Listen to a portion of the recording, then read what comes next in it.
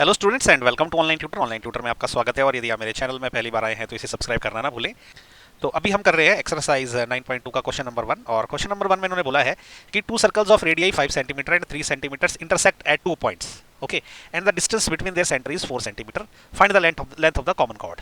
Okay, तो ये पूछना क्या चाह रहा है, देखो ये बोले कि एक सर्कल है, इसका सेंटर है ओ और एक और सर्कल है जिसका सेंटर है ओ डैश। ओके, इन दोनों के सेंटर को अगर मैं जोड़ देता हूँ तो इसका डिस्टेंस इसने बोला है 4 सेंटीमीटर है। ओके, तो ये जो ओ ओ डैश है ये 4 सेंटीमीटर है। ओके, अभी ये क्या बोल रहा है कि जो इंटरसेक्शन वाले पॉइंट है ना, इनको हमने जब जोड़ा है तो ये कॉमन, इसको बोलते हैं हम कॉमन कॉर्ड। ओके, तो ये कॉमन कॉर्ड की लेंथ पूछ रहा है अभी कितनी है। ओके, तो अभी हम क्या करते हैं ना, ओ से ये समझ लो कि ए बी है ये। ओके, कॉमन कॉर्ड ये ए बी है, तो हमारा एम ये है कि हमने इस ए बी की लेंथ निकालनी है।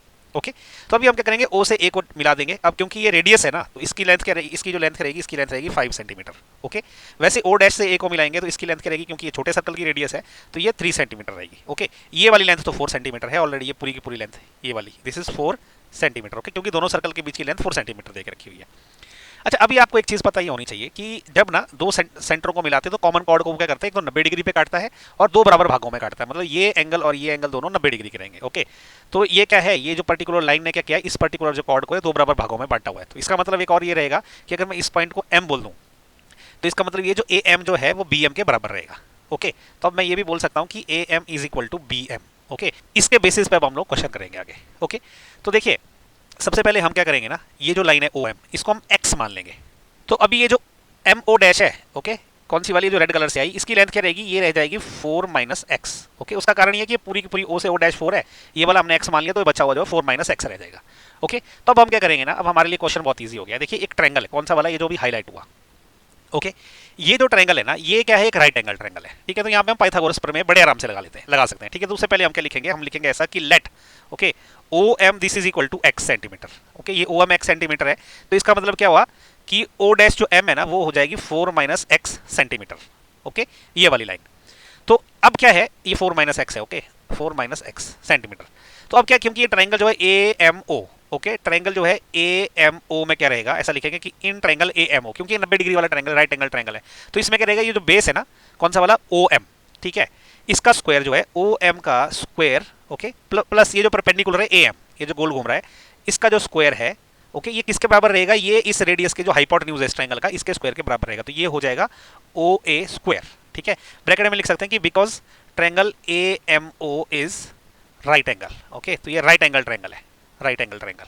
ओके, तो अब देखो वैल्यूज पुट कर देते हैं। अभी ओ एम क्या है, हमने अभी इसको एक्स माना हुआ, X square, plus A M जो है हम निकालने वाले, क्योंकि एक बार ए एम निकाल देंगे तो ए एम का डबल जो है वो ए बी है, ए बी निकालना हमारा फाइनल एम है। ओके, तो ये किसके बराबर हो, देखो ओ ए क्या है, ओ ए आपकी ये 5 है, क्योंकि ये रेडियस है तो 5 का स्क्वायर हो जाएगा।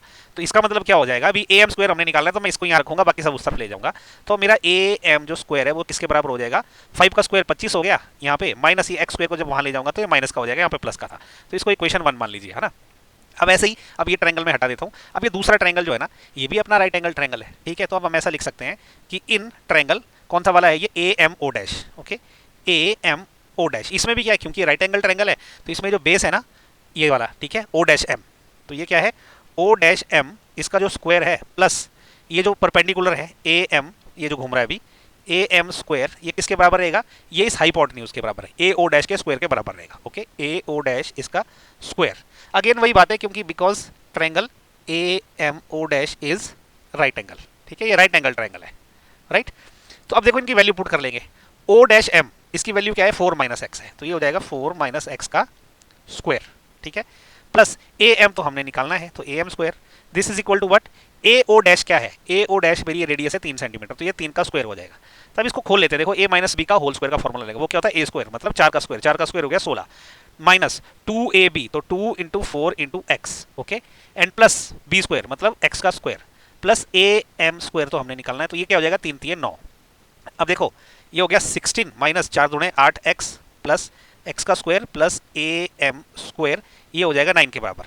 अभी मैं क्या करूंगा, ए एम मुझे निकालना है, इसको यहाँ रहने दूंगा, बाकी सब उस साइड लेके चला जाऊंगा। ठीक है, तो ये हो जाएगा ए एम का स्क्वायर, ये किसके बराबर होगा, देखो 9। ठीक है, माइनस ये प्लस था 16 का, ये माइनस हो जाएगा, 8 जो माइनस का था तो ये प्लस 8 हो जाएगा।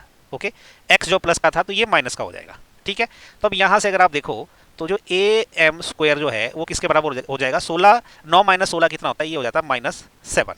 Okay, plus 8x, okay, minus x, ये स्क्वायर है एक्चुअली, एक्स का स्क्वायर, ये जो था ना, ये जब यहाँ गया तो ये एक्स स्क्वायर है। ओके ये वाला, तो ये माइनस एक्स स्क्वायर हो जाएगा, तो ये बोल दूंगा मैं इसको इक्वेशन 2।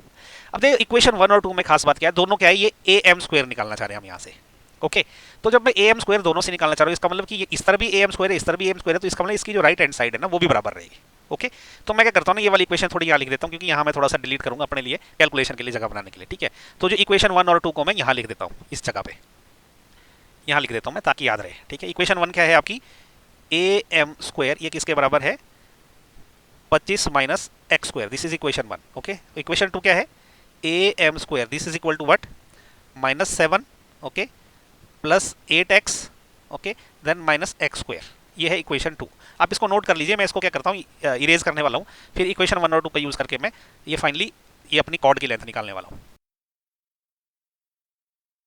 तो अब देखो फ्रॉम इक्वेशन 1 और 2 से क्या होगा, फ्रॉम इक्वेशन 1 एंड 2 ये दोनों ए एम स्क्वायर इसके बराबर है, तो इसका मतलब ये दोनों भी आपस में बराबर रहेंगे। ठीक है तो ये जो इसकी राइट हैंड साइड है ये क्या है, -7 plus 8x minus X square, this will be equal to, ये इसके बराबर रहेगी। ओके 25 माइनस एक्स स्क्वायर, तो मुझे x निकालना, तो मैं क्या करूंगा x इधर ही छोड़ दूंगा।